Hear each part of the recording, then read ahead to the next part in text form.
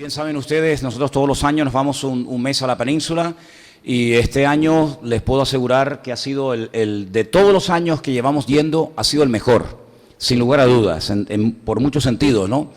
Y en este viaje hemos venido con una persona más, ¿eh? Nos fuimos 3 y vinimos 4. No es que Elena esté embarazada, ¿no? Cuidado, no vayan a pensar cosas raras. Vamos, que por mí no hay ningún inconveniente, a ver si me entiende, ¿no? Sería como Abraham, un niño en la vejez, ¿no? Pero no me cae esa breva.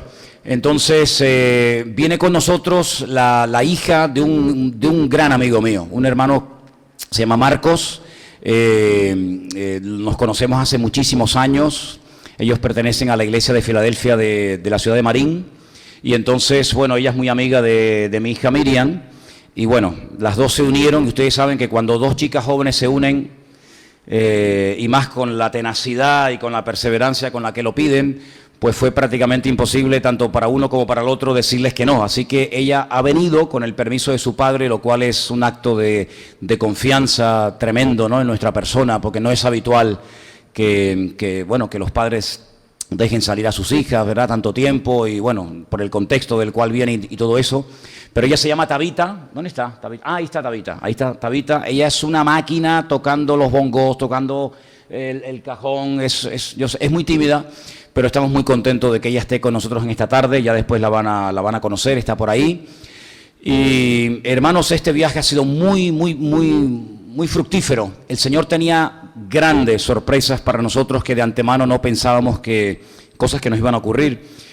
Por ejemplo, un pastor que está casado con la prima hermana de mi mujer se fue para Estados Unidos y milagrosamente me llamó al día siguiente después de haber predicado en su iglesia, porque también estuve predicando pues un poquito, estuve predicando en unas cuantas iglesias y ciudades, y el pastor se fue a Estados Unidos porque su hijo mayor está estudiando en Estados Unidos, en California, para prepararse como pastor, está en una escuela bíblica y está casado, su esposa está embarazada, y fueron para el nacimiento de su nieta, y me llamó y me dejó el coche, hermano, y para mí fue una bendición, porque este año no nos llevamos el coche, pero tuve pues más de casi 20 días, tuve el coche de este hermano, y aunque a lo mejor así no te resulte para ti, ¿no?, pero para nosotros fue una bendición tremenda, porque hemos hecho...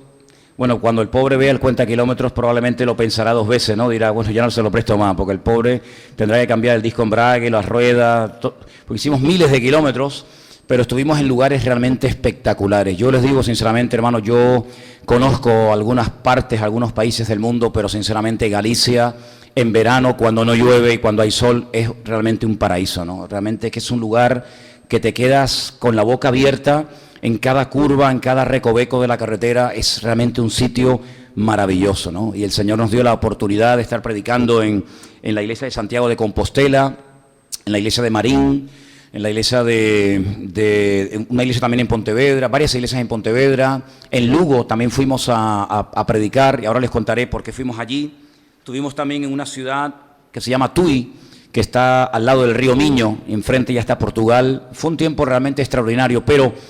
Uno de los objetivos, una de las cosas que queríamos era visitar a nuestro hermano Natán. ¿Os acordáis de él, no? Él estuvo aquí con su esposa. ¿Cómo se llama la esposa? Maite. Tere. Ah, bueno, su esposa, vaya. Pues estuvieron aquí, ellos son los que llevan el ministerio de la Fuente del Peregrino. Ya él explicó en lo que consiste este ministerio, en lo que hacen. Hermanos, les digo sinceramente, yo quedé impactadísimo con este ministerio.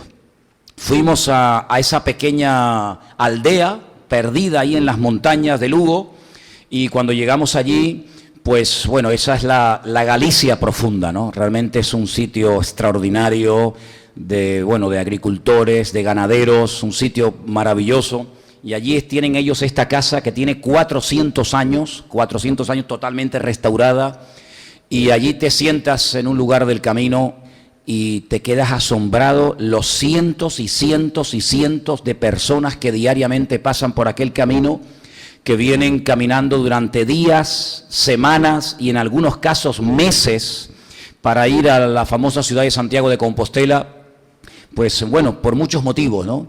Yo particularmente quiero decir que una noche, hablando con una de las chicas que estaban allí en la casa, yo creía que ella formaba parte del equipo de los voluntarios que atienden a esta gente que va a Santiago de Compostela, pero me dijo que no, que ella estaba haciendo pues el Camino de Santiago. Cuando le pregunté que por qué lo hacía, qué es lo que le motivaba, me dijo algo que a mí me sorprendió mucho, porque no es habitual que una persona te hable así.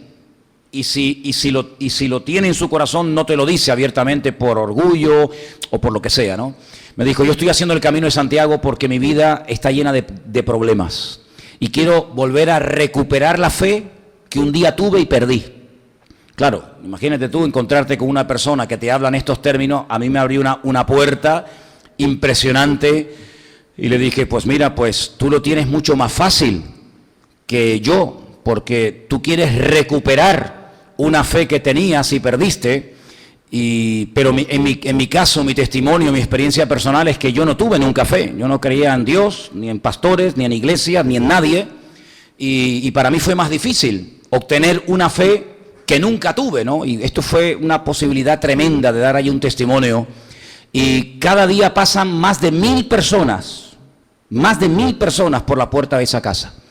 Es un albergue de peregrinos gratuito, donde la gente que se queda a dormir pueden quedarse a cenar en hermosas habitaciones.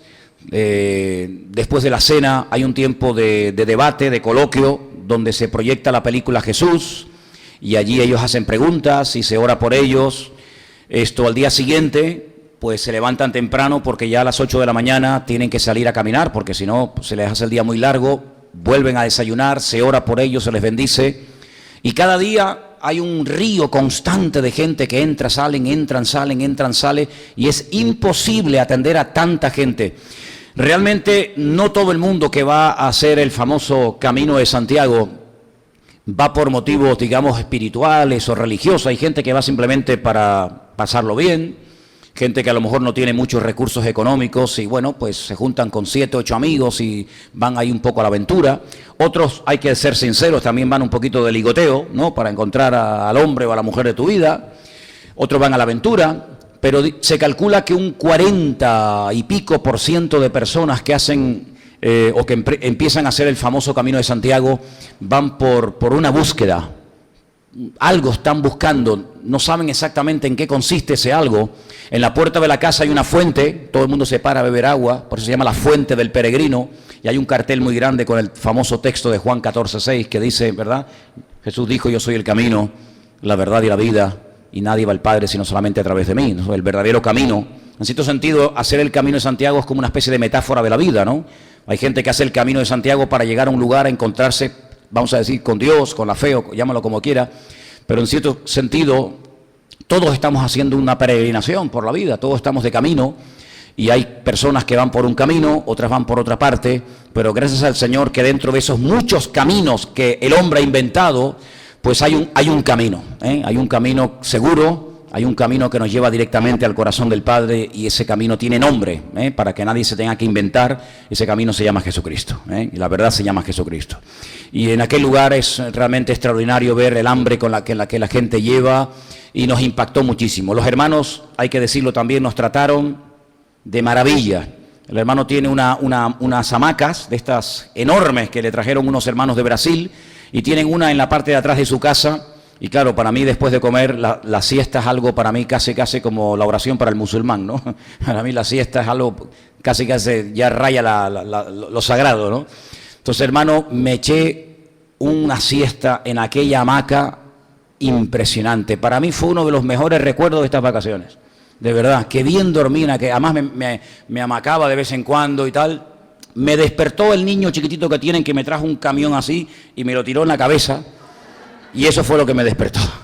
Pero la verdad es que nos trataron de maravilla los hermanos. Estando allí con los hermanos en su casa, con sus hijos, pues resulta que me dice, mira, el pastor Marcos de Lugo, sería bueno que lo llamaras y a ver si pueden contactar.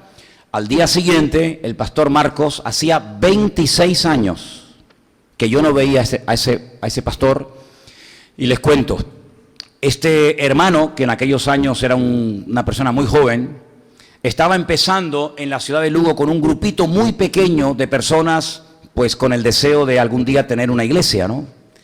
Y entonces me invitaron a mí y junto con un montón de hermanos que vinieron de toda España como voluntarios, nos quedamos a dormir en un colegio, más de 100 y pico voluntarios que vinieron de todas las provincias de España, y durante todo el día estas personas estaban repartiendo folletos, haciendo obras de teatro, dando testimonio en los parques, y por la noche, en el famoso parque Rosalía de Castro de Lugo, pues se hacía un acto grande, donde había una predicación y el que predicaba allí era yo.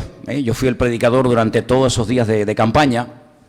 Y entonces cuando yo le pregunto a este hermano, oye, hace 26 años yo estuve aquí en Lugo con Elena, los días de su cumpleaños más o menos, hace 26 años, ¿quedó alguien de aquella campaña? Y me dijo, pues sí, claro que quedó gente, pero no solamente quedó gente, sino que una señora que se convirtió contigo en la campaña en aquella noche, pues comenzó a venir a la iglesia junto con sus hijos, y hoy en día yo estoy casado con la hija de esa señora. Tú imagínate los resultados que hubo de aquella campaña, ¿no?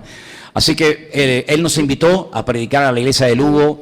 Bueno, nos trataron como si hubiera llegado el apóstol Pablo a la iglesia, ¿no? Yo no me siento cómodo cuando me hacen tantas cosas así, pero bueno, el caso es que nos honraron, nos dieron una bienvenida tremenda y tuve la oportunidad de ver esa iglesia que yo no había visto, una iglesia enorme, una iglesia preciosa, donde tienen una obra social, tienen a cientos de jóvenes y a niños en régimen de acogida. Estos chicos que algunos han ido al famoso programa del hermano mayor, pues ellos los han tenido en sus casas, tienen 4 o 5 casas por diferentes partes de Galicia, donde acogen desde chicos grandes, conflictivos, sin padre, chicos que salen a lo mejor de un delito y todavía no son mayores de edad y van a cumplir condena a esas casas, hasta niños pequeñitos prácticamente recién nacidos, que son entregados a las autoridades o abandonados. Pues ellos tienen un ministerio realmente extraordinario, ¿no? Después fuimos con otro pastor que estaba de visita también ese día en la iglesia, nos llevaron a comer. Para mí realmente fue un reencuentro con el pasado y me sentí muy, muy cómodo y muy a gusto ese día allí predicando en la ciudad de Lugo. Así es que traigo saludos, me dijo, por favor, trae saludos a la iglesia de parte de Natán y de su esposa. Y como a lo mejor probablemente después de este culto lo vean, no sea que lo vean y digan, ves, ya se le olvidó decirlo. Así que queda dicho. A todos los hermanos, saludos, especialmente a ustedes que son los que los acogieron en aquellos días. Así que damos gracias al Señor por este ministerio. Y si este año les hablé acerca del deseo de ir allí a colaborar, ahora es inevitable el tener que ir, porque realmente es algo que va a marcar tu vida, ¿eh? El ver cada día 1000 personas que pasan por delante de tus narices, que no puedes atenderlos a todos, pero que se paran, te preguntan. No hay ni una sola persona a la cual le digas, ¿me dejas orar por ti? Ni una sola persona que diga que no. Dicen, 15 años que llevamos en esta casa atendiendo a esta gente, nunca nadie ha dicho, no queremos que ores por nosotros, ¿no? Así que oremos mucho por Natán, oremos mucho por su esposa, por el equipo, y ya te digo, ha sido un tiempo extraordinario, un tiempo muy bueno. Saludos de mi suegra, de Esperanza, se acuerda mucho de ustedes, ella está bien, gracias al Señor, y mi sobrina aún se quedó unos días allí de vacaciones, volverá dentro de unos días. En fin, gracias a todos los que oraron por nosotros, gracias a los que estuvieron compartiendo, Anderson, Marcos, y seguramente no quiero quedarme con algún nombre más de los que hayan compartido, pero a todos los que estuvieron colaborando, a todos los que siguieron viniendo al rastro a ayudar, a las maestras de escuela dominical, el campamento de niños, que también sabemos que fue una gran bendición. Hermanos, de verdad, estamos muy contentos de ver que os habéis portado bien. El perro que tenemos nosotros, cada vez que salimos, se pone a hacer idioteces. Como dicen que soy el macho de la manada, según él, el concepto de perro, pues cuando yo me voy se hace el malcriado y se pone a hacer agujeros en las macetas, se pone a hacer el idiota. Entonces yo el otro día pensaba, digo, oye, yo espero, bueno, no iba a decir, no lo voy a decir, ¿no? Pero no lo iba a decir, que yo espero que en este tiempo que yo haya estado fuera se hayan portado todos bien, ¿no? Que no haya sido como el perro que hace tonterías cuando yo salgo, ¿eh? Pero no lo voy a decir, no lo voy a decir. Vamos a la palabra, hermanos. Vamos a la palabra, que es a lo que estamos aquí. Vamos a ir al libro de Deuteronomio. Su nombre original es Devarim. Es el 5.º libro del Antiguo Testamento. El título del libro significa palabras. Devar, palabra, Devarim, palabras. Y es una especie, entre comillas, de repetición de lo que el Señor ha estado enseñando durante los 40 años en el desierto a través de Moisés. Ahí se vuelven a repetir los famosos 10 mandamientos, se vuelven a repetir muchas cosas que el Señor ya había dicho al pueblo de Israel. Pero el libro de Deuteronomio es un libro muy interesante porque encontramos el traspaso del liderazgo de Moisés a Josué. Nadie puede vivir eternamente. Moisés llegó a vivir 120 años. Su vida está dividida, digamos, en 3 grandes bloques. 40 años en Egipto, viviendo a cuerpo de rey. 40 años en el desierto, cuidando ovejas, las ovejas de Jetro, su suegro. Y otros 40 años sirviendo al pueblo de Dios en el desierto, intentando llevar al pueblo a la tierra prometida. Pero por mucho que pueda vivir una persona y por mucho que pueda enseñar y por mucho que pueda predicar de la palabra, hay un momento en el que, pues, la persona tiene que tener un relevo, ¿no? Y en este caso el Señor ya le había dicho a Moisés que él no iba a entrar a la tierra prometida. Quedaban muchas cosas por conseguir. Ellos habían salido de la esclavitud, lo cual fue un auténtico milagro. Estuvieron 40 años en el desierto aprendiendo la palabra de Dios, siendo preparados, siendo instruidos, siendo transformados, pero no conquistaron la tierra prometida. Aún estaban en el desierto. Y el Señor le había dicho a Moisés que él no iba a entrar. Por lo tanto, Moisés tenía que preparar a una persona, en este caso era Josué, su hombre de confianza, su mano derecha, para que él terminara la obra que no logró concluir el siervo de Dios Moisés. Con 80 años, Josué toma las riendas, toma el liderazgo del pueblo de Israel, un pueblo enorme de miles y miles, tal vez de millones de personas en aquel momento. Y en el capítulo 31 del libro de Deuteronomio, encontramos unas palabras que el Señor a través de Moisés le dice a este hombre llamado Josué, cuyo nombre significa Salvador o el que salva. De hecho, el nombre original del Señor Jesucristo era Yeshua. Sabemos que Jesús es una traducción del griego, pero el nombre del Señor realmente era Yeshua, ¿verdad? Como este hombre de la Biblia. Y en el capítulo 31, vamos a leer los primeros versículos, dice así: Fue Moisés y habló estas palabras a todo Israel y les dijo: en este día soy de edad de 120 años. Ya no puedo más ni entrar ni salir. Además de esto, el Señor me ha dicho: no pasarás este Jordán. Señor tu Dios, Él pasará delante de ti, Él destruirá a estas naciones que están delante de ti y las heredarás. Josué será el que pasará delante de ti, como el Señor te ha dicho. Y hará el Señor con ellos como hizo con Sehón y con Og, rey de los amorreos, y con su tierra, a quienes destruyó. Y el Señor los entregará delante de vosotros. Haréis con ellos conforme a todo lo que os he mandado. Dice versículo 6, esforzaos y cobrad ánimo, no temáis, ni tengáis miedo de ellos, porque el Señor vuestro Dios es el que va contigo, y no te dejará y no te desamparará. Y ahora vienen unas palabras de Moisés a Josué, y son las siguientes.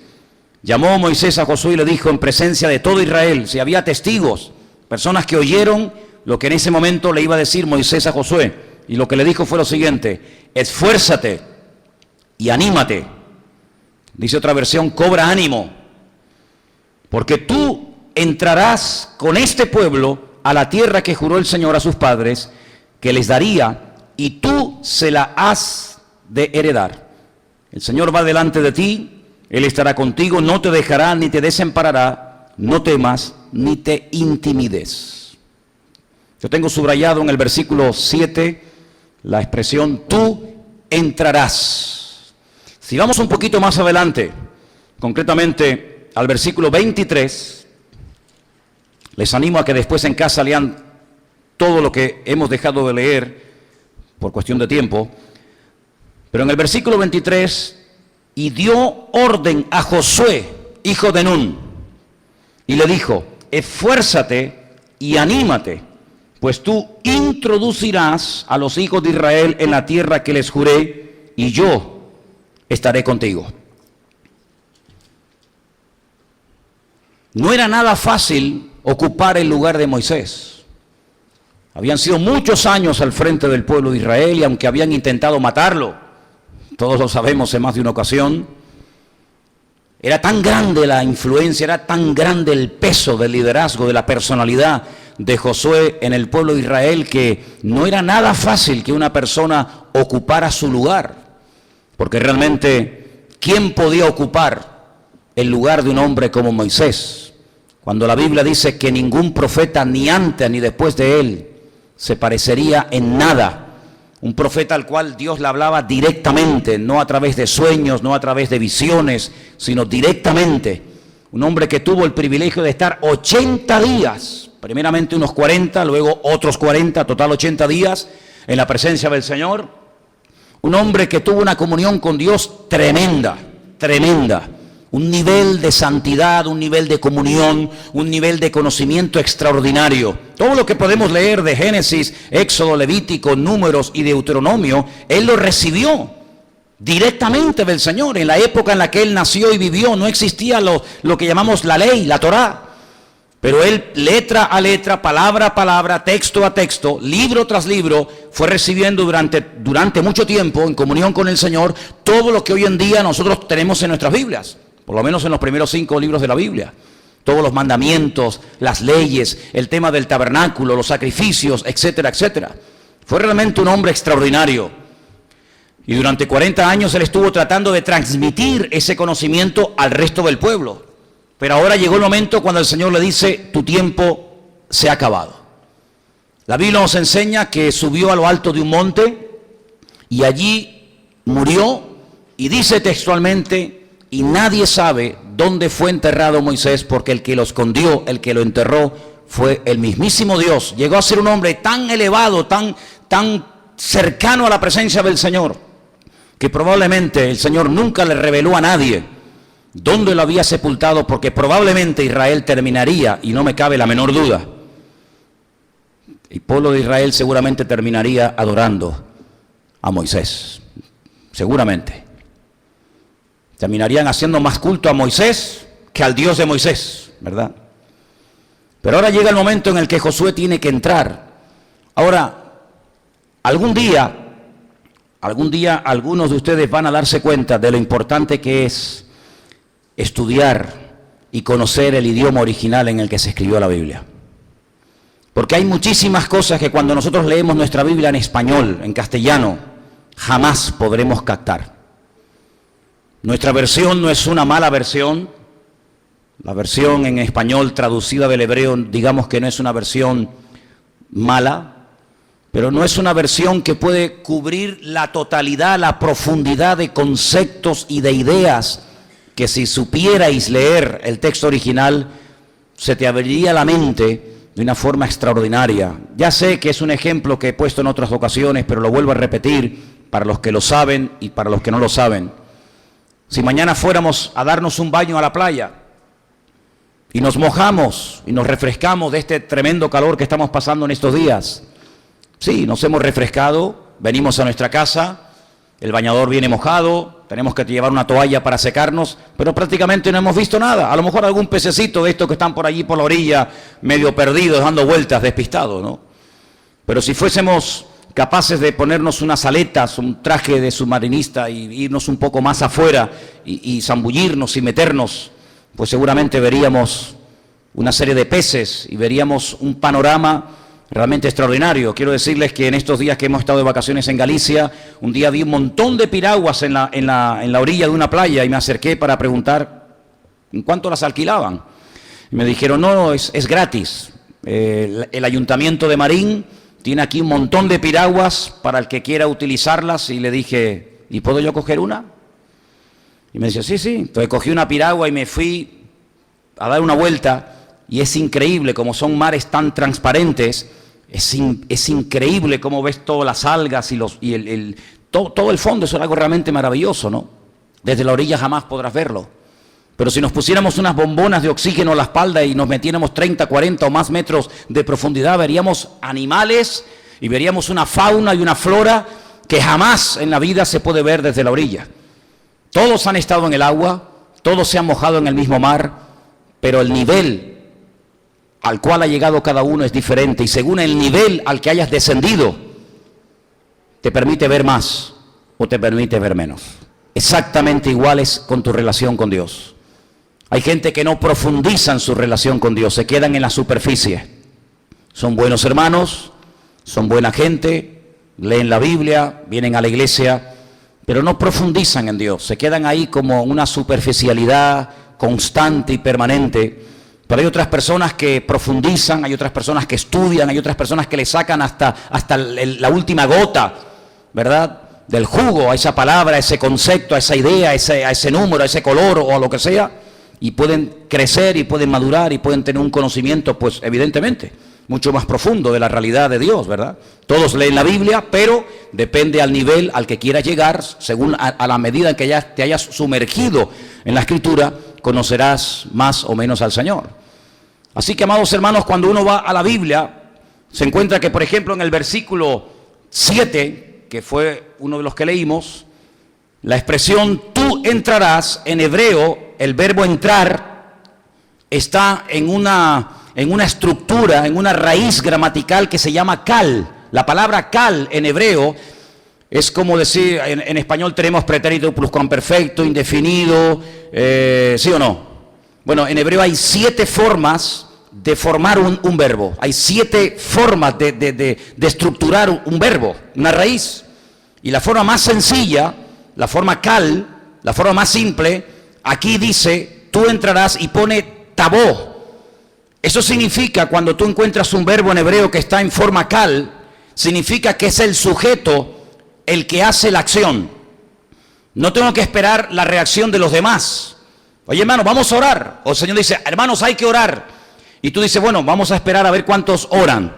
Bueno, pues si no vienen a orar, yo tampoco oro. No. Cuando un verbo, da igual cual sea, está en el tiempo kal, significa que el que tiene que hacer la acción es el que recibe la orden, independientemente de la reacción de los demás. ¿Me explico, sí o no? Sin embargo, la orden que el Señor le da a Josué en el versículo 23, y pone en español, tú introducirás, no pone tabó, sino pone tabí. Eso significa, vamos a ver cómo lo podemos explicar.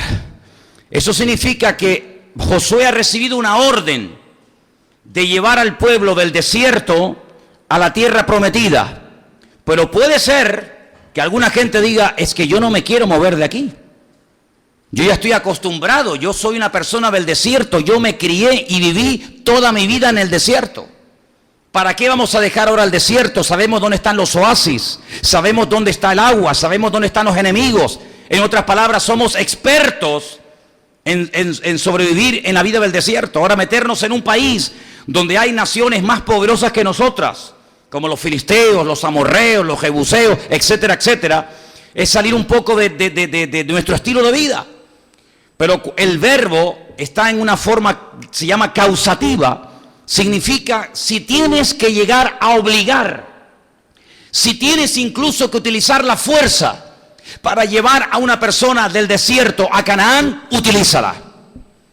Ahora, vivimos en una época en la que todo el mundo reclama sus derechos. Por ejemplo, una persona apuñala 20 veces a una persona y lo están viendo, y el periodista que lo vio, el periodista o el testigo que lo grabó o lo filmó, no puede decir abiertamente, este hombre es un asesino, sino, fíjense ustedes cuando se habla de estos personajes, y este verano ha sido terrible, terrible. Hemos estado allí y hemos oído cosas que ustedes también han visto aquí, con estas niñas que su padre mató en Galicia. No pueden decir es un asesino, sino es un supuesto asesino. Si a un periodista se le ocurre decir que es un asesino, puede ser demandado y puede ser llevado a la cárcel y expulsado del canal de televisión. ¿Por qué? Porque ya se ha saltado lo que se llama la presunción de inocencia, y aunque lo hayas visto, lo tengas grabado con el móvil y haya 20 testigos que lo han visto, no puedes decir es un asesino, sino un supuesto asesino, un supuesto violador, porque los derechos del criminal hay que tenerlos en cuenta. Tremendo. Se habla de los derechos de los asesinos, de los violadores. Todo el mundo tiene derechos. Todo el mundo tiene derechos y todo el mundo tiene derecho a reclamar. Pero yo pregunto una cosa. ¿Tiene Dios el derecho?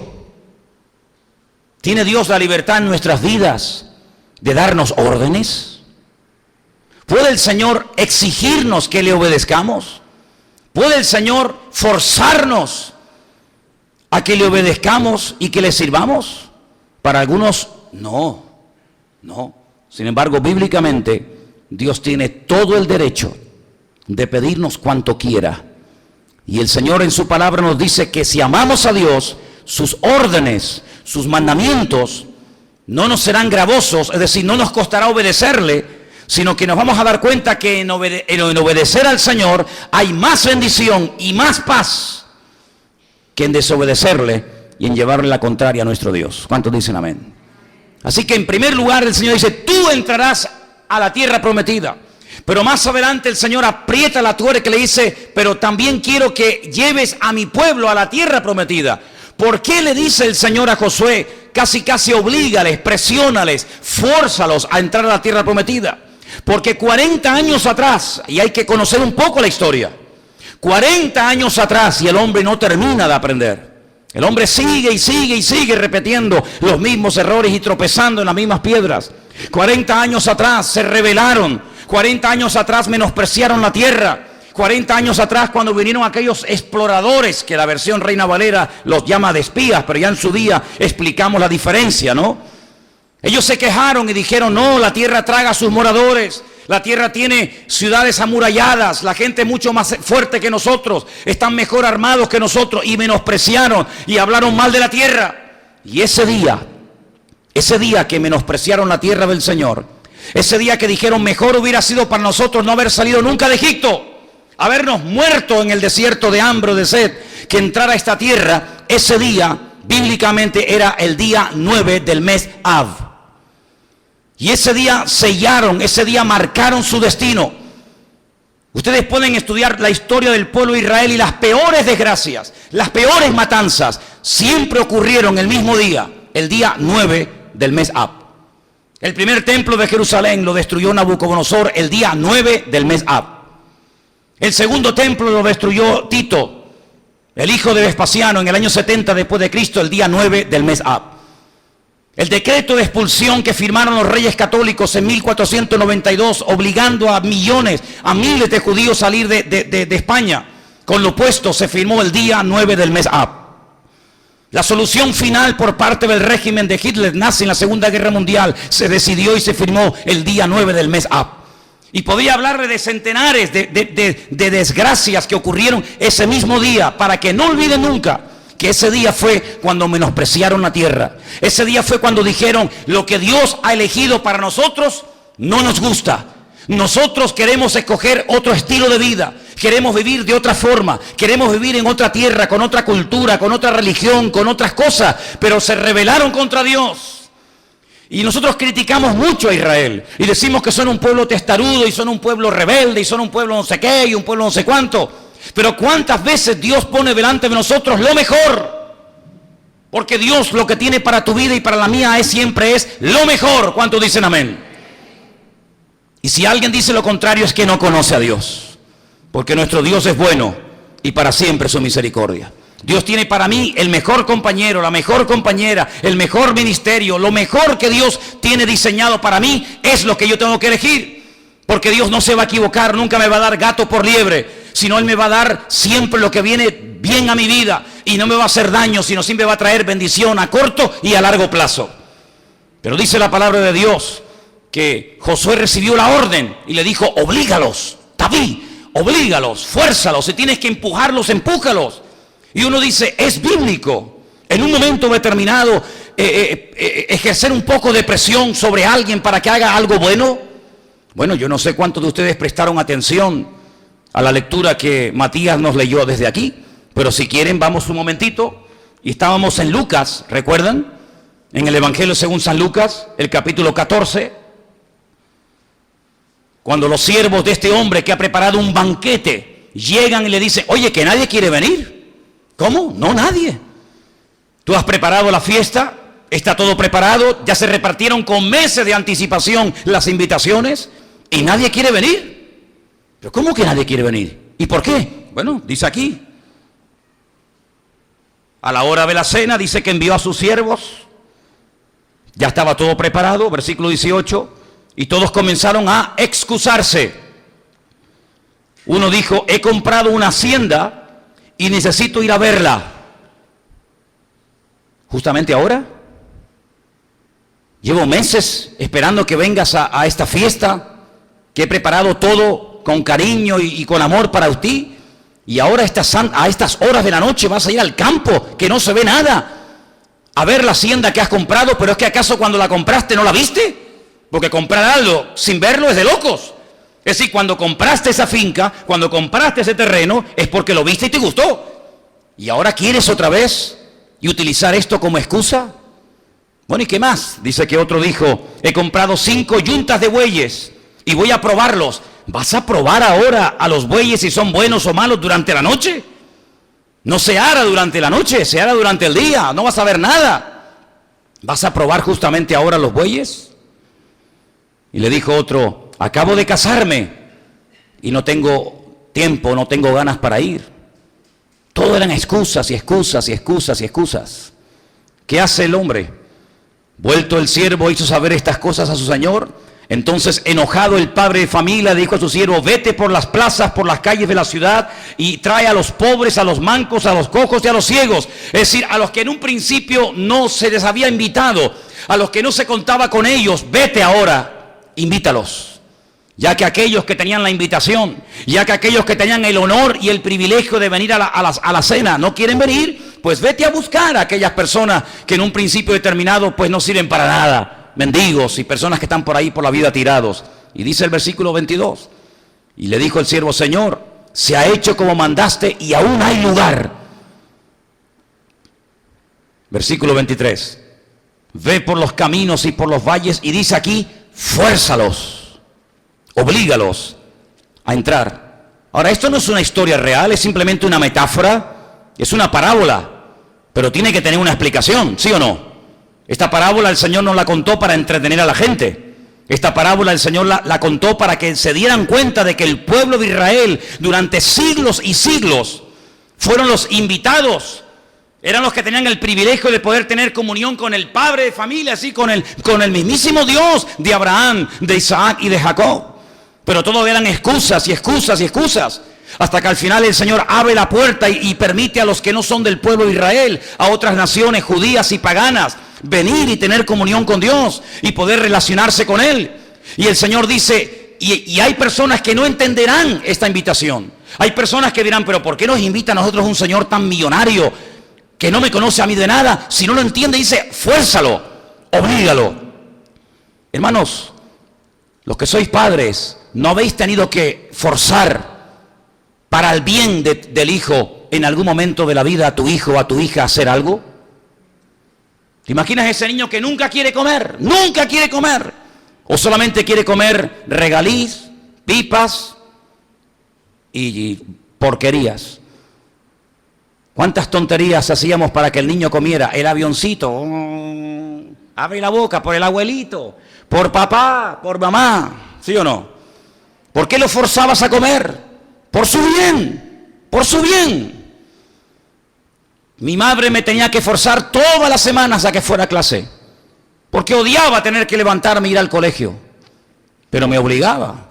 Y mi padre llegaba y me decía de todo para que fuera a clase. Pero lo hacían porque no nos aman, porque nos odian, no, por nuestro propio bien.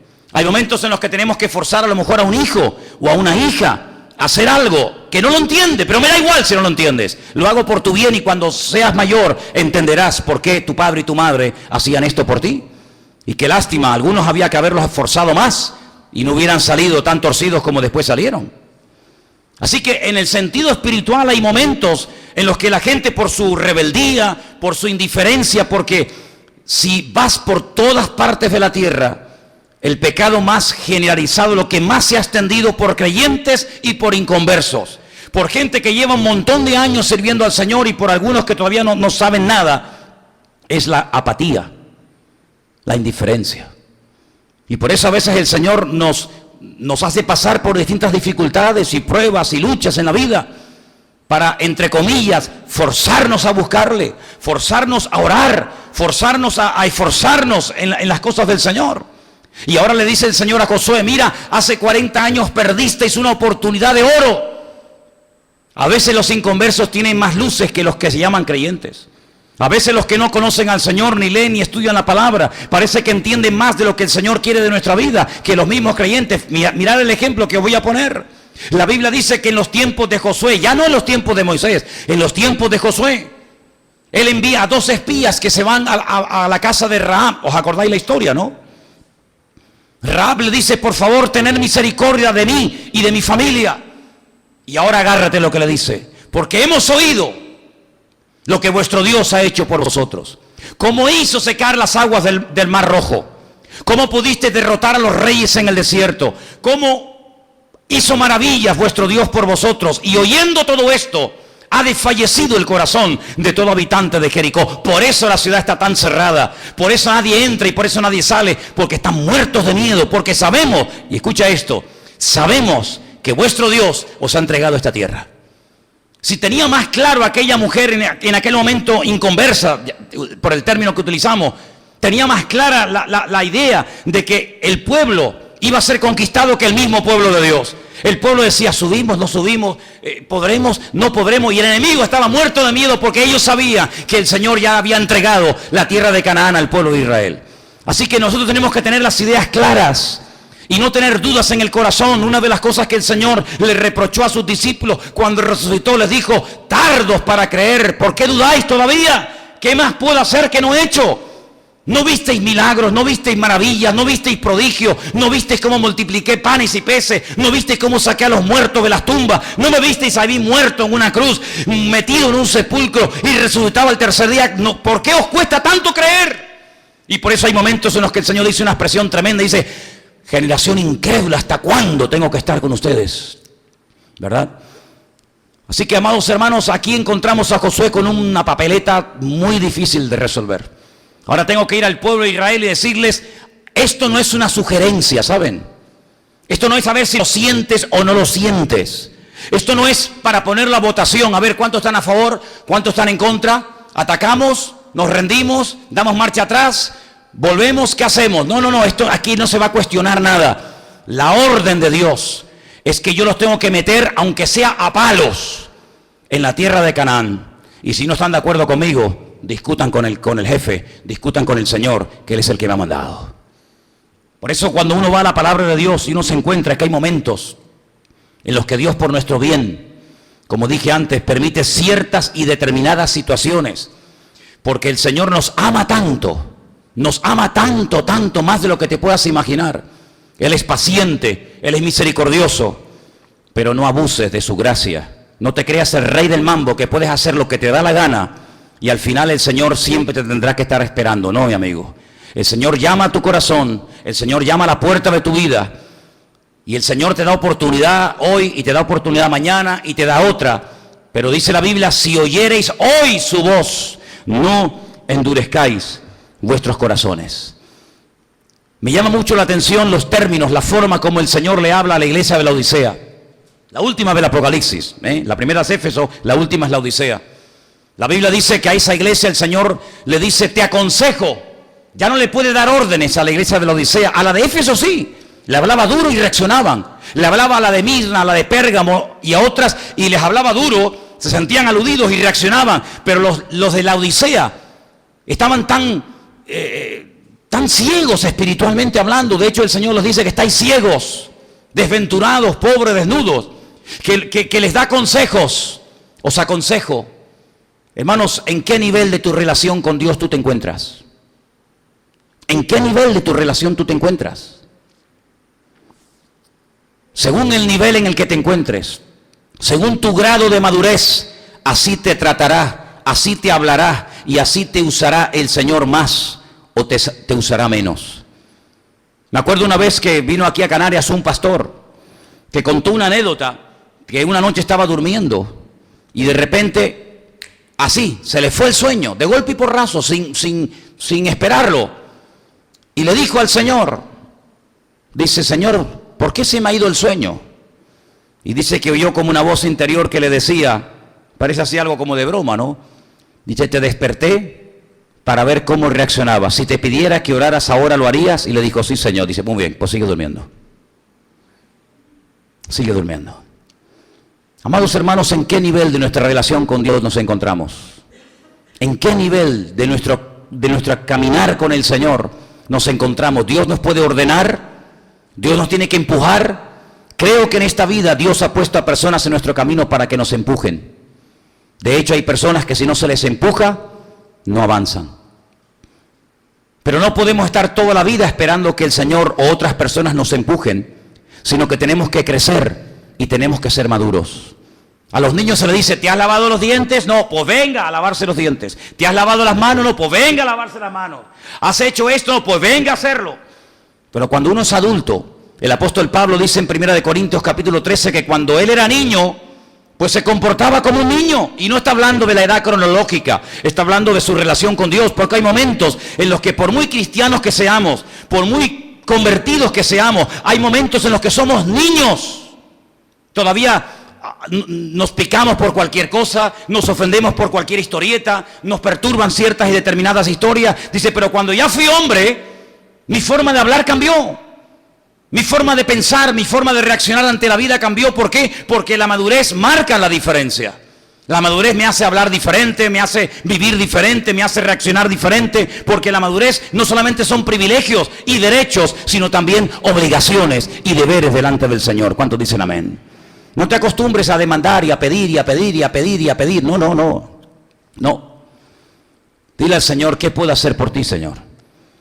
Sé que hay privilegios que tenemos como cristianos, claro que sí, tenemos montones de privilegios. Pero a mí me gustaría que recordáramos también cuáles son nuestras obligaciones.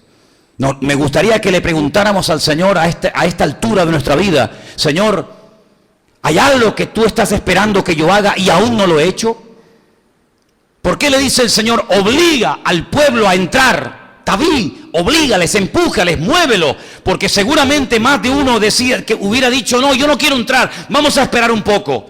Hay gente así hoy en día, todos conocemos gente que dice, bueno, vamos a orar un poquito más, déjame que el Señor me hable otra vez, déjame que Él me lo confirme, voy a orar para que a través del pastor o a través de la visita que viene hoy, el Señor me lo confirme. Otro empujón más, y otro empujón más, y otro empujón más. Hermanos, la palabra del Señor nos enseña que tenemos que ser gente obediente. Claro, el mismo Josué necesitaba ánimo. Le dice, anímate, esfuérzate, porque si tú no estás animado y si tú no te esfuerzas, no podrás empujar al pueblo. Así que en esta tarde yo quiero que le pidamos fuerzas y le pidamos ánimo al Señor. Porque yo creo que a estas alturas el Señor ya nos ha llevado a un nivel en el que ya nosotros, creo, ya podemos empujar a otros. Ya podemos decirle a otros, mira, tal vez no lo sientes, tal vez no lo entiendes completamente, tal vez no las tienes todas contigo, pero yo te digo por amor que lo que tienes que hacer es esto, esto y esto y esto. Y va a llegar un momento en la vida en la que nos vamos a dar cuenta de que uno de los mejores regalos que Dios te puede hacer en esta vida es ponerte a tu lado una persona que te ponga las pilas y te diga, esto es lo que tú tienes que hacer. Y el tiempo te demostrará que la persona que no tuvo nunca, una persona que le ayudó, digamos una persona que lo tuteló, una persona que le ayudó, te vas a dar cuenta de que hay personas que han llorado toda la vida porque no tuvieron a ese padre, a ese pastor, a ese amigo, a ese consejero, a esa persona que en un momento determinado con un sabio consejo, con una palabra tal vez dura en ese momento, te hubiera salvado la vida y hubieras evitado cometer un montón de errores en la vida. Pero tenemos que pedirle al Señor que cada día ponga en nuestro camino la persona idónea, el consejo sabio y prudente, para que no dejemos desperdiciar las oportunidades, sino que si nos tienen que empujar y nos tienen que tirar de la oreja, que lo haga, pero el Señor siempre, todos nosotros, lo va a hacer por amor. ¿Cuántos dicen amén? Cierra tus ojos ahí un momentito donde estás, por favor. Recuerda esto, el Señor es un Dios de amor, es un Dios de misericordia, es un Dios infinitamente bondadoso, pero llegará el momento en el que tendrás que crecer y madurar, levantar el vuelo y tomar decisiones en base a todo lo que un día se sembró en tu vida. Cuanto mejor reacciones ante una orden, más rápido crecerás. La Biblia dice que hay momentos en los que Dios va a tratar con nuestra vida, en los que no vamos a entender nada. Incluso hasta nuestra propia carne se puede rebelar en contra de lo que en ese momento Dios me está pidiendo. Pero llegará el momento cuando ese trato directo y personal de Dios en mi vida traerá un fruto tan maravilloso que le agradeceré toda mi vida al Señor el haberme hablado así, de esa manera, en aquel lugar, aquel día.